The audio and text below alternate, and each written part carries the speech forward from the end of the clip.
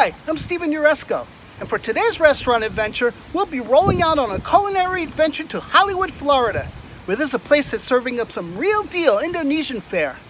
It's called Krakatoa Indonesian Cuisine, and it's all happening right here, right now, on Restaurant Adventures with Steve Fieri.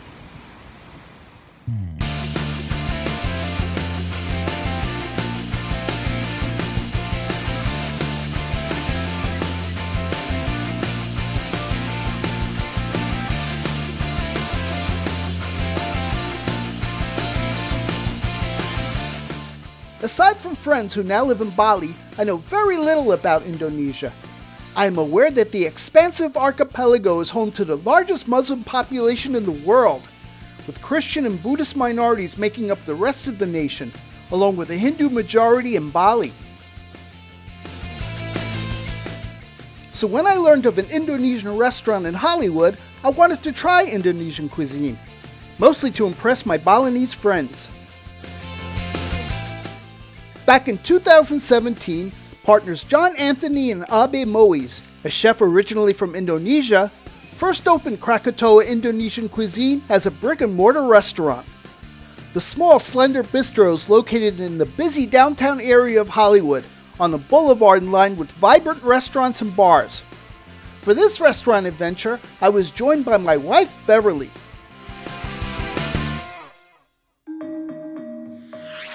Upon entering the eatery, my wife and I were immediately impressed by the atmosphere. Along with the vintage-style mood lighting, the walls were well decorated with a treasure trove of Indonesian art, with plenty of intricate wood carvings and colorful parasols, adding to the exotic atmosphere of the bistro. As luck would have it, once we were seated at our table, my wife pointed out an aluminum tray that was hanging on the wall behind me.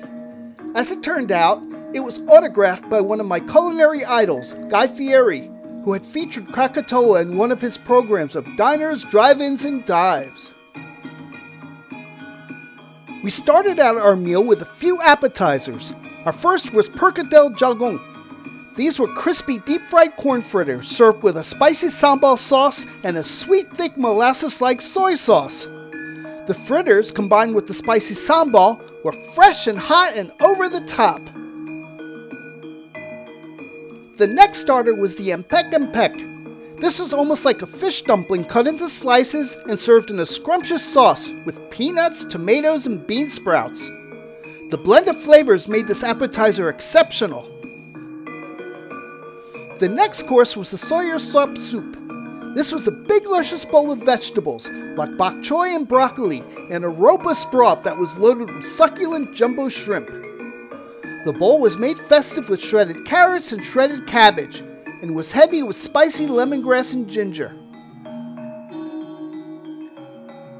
For our main course, we ordered the tongsen kambing. This was a crock of slowly simmered chunks of lamb in a rich and tasty sauce that was almost like a curry, with a complex blend of herbs and spices like tamarind and ginger. With the addition of a few squirts of the magic sambal, the essence of this culinary creation came to life and made the dish explode with flavor. This course was outrageously delicious.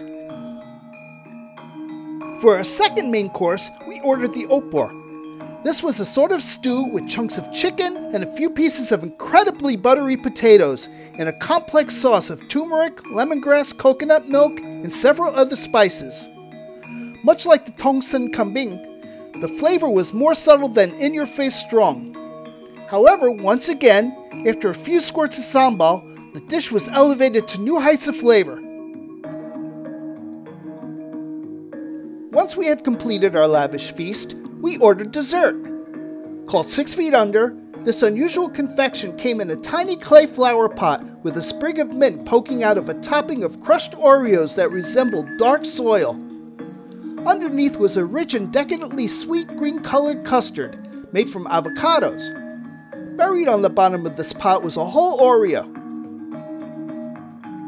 We also ordered the wingko babad, a more traditional Indonesian dessert of sweet coconut patties, sided with a dipping sauce of condensed milk.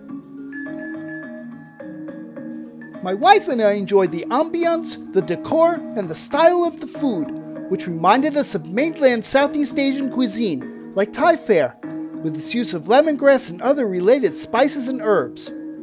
As for the service, the co-owner of Krakatoa, John Anthony, was our food server. He was friendly and hospitable and took great care of us. Well, I really hope you enjoyed this week's restaurant adventure. Thank you for tuning in. This is Steven Uresco of Restaurant Adventures with Steve Fieri, signing off for now. Until next time, cheers!